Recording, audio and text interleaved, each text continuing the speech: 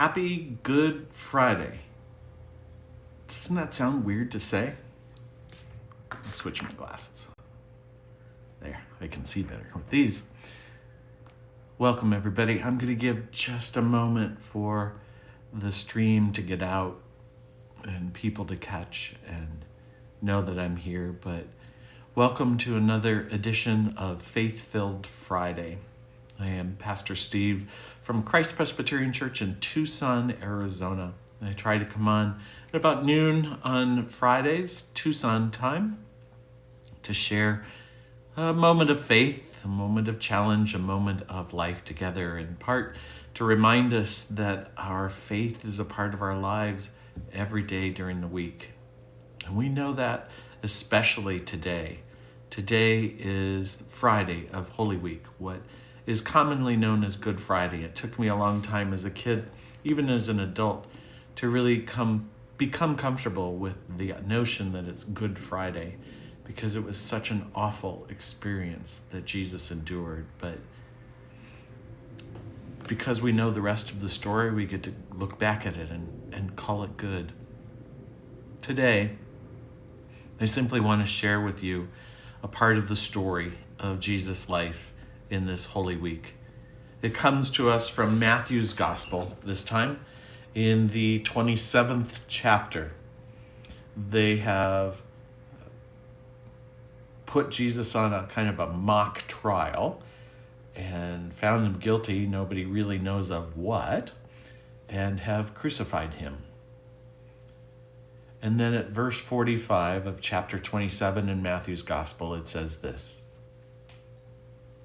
"From noon on, darkness came over the whole land until 3 p.m. And about 3 o'clock, Jesus cried with a loud voice, 'My God, why have you forsaken me?' When some of the bystanders heard it, they said, 'This man's calling for Elijah.' At once, one of them ran and got a sponge, filled it with sour wine, put it on a stick, and gave it to him to drink. But the others said, 'Wait, let's see whether Elijah will come to save him.' Then Jesus cried again with a loud voice and breathed his last. At that moment, the curtain of the temple was torn in two from top to bottom. The earth shook and the rocks were split. The tombs were opened, and many bodies of the saints who had fallen asleep were raised." What? "After his resurrection, they came out of the tombs and entered the holy city and appeared to many." What? Now when the centurion and those with Jesus, who were keeping watch over Jesus, saw the earthquake and what took place, they were terrified and said, "Truly, this man was God's son." Many women were also there, looking on from a distance. They had followed Jesus from Galilee and had provided for him. Among them were Mary Magdalene and Mary, the mother of James and Joseph, and the mother of the sons of Zebedee.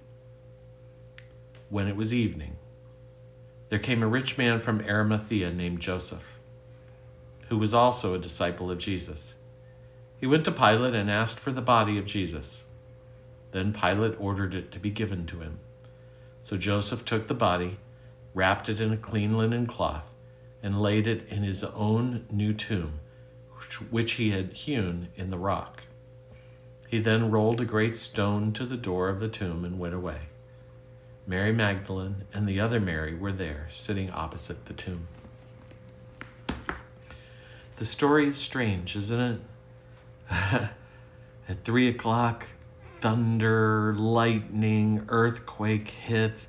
People are raised from the dead. They go into the city of Jerusalem, and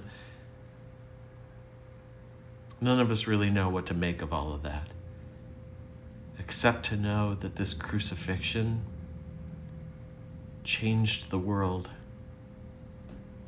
in ways I think we don't fully understand.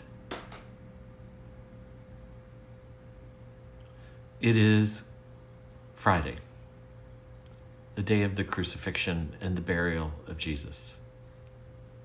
And I hope that you'll take a moment or two to think about what impact that has on your life and how that can change you forever until we celebrate in just a couple of days the resurrection of Jesus. So this Good Friday, grace and peace.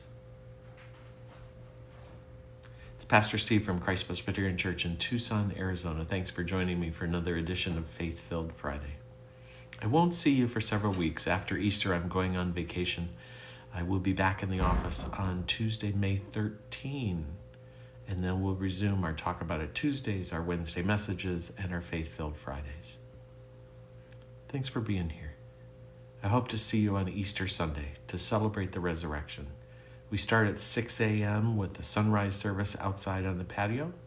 A light breakfast is served after that. And then from 9 to 10:30 a.m. is our Journey to Jerusalem event. Lots of buffet food, activities. There'll be a balloon twister, a face painter, an egg grab for different ages. And then at 10:45, we're all going to gather in the sanctuary and celebrate the resurrection. The band will be there, the choirs will be there, and I hope you will be too. This is a Sunday when it really is best to be in person, if at all possible, because the music is always so powerful. But if not, we'll be online broadcasting. 6 a.m. sunrise, 10:45 a.m. in the sanctuary. All Tucson time, so figure out where you are. They'll also archive, so if you're not able to make it live at that time, you can watch it later in the afternoon and worship later in the afternoon. It is a Good Friday. The grace of God in Jesus the Christ is shown in his willingness to offer his life to us completely. But what a dark, difficult day this is. Grace and peace to you all. Amen.